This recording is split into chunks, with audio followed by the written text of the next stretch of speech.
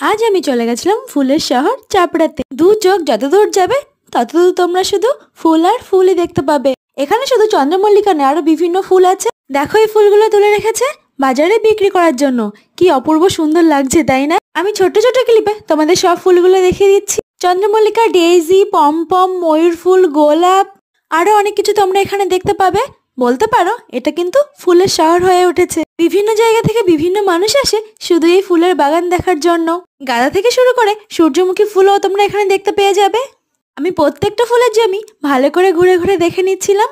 তবে ফুলের জমিতে ঢুকতে গেলে এখন কিন্তু মালিকরা টাকা নিচ্ছে, আর নেবে নাই বা কেন। অনেকে লুকিয়ে লুকিয়ে ফুল ছিঁড়ে নিয়ে আসে, আর তাদের ব্যবসায় ক্ষতি হয়। দেখো এই ফুলগুলো এখানে তুলে রেখেছে বিক্রি করার জন্য। তুমি চাইলে একটাও নিতে পারো বা 10টা। আমি এখান থেকে একটা মাথার ব্যান্ড অর্ডার দিয়েছি, কাকু আমাকে সেই ব্যান্ডটাই বানিয়ে দিচ্ছিল।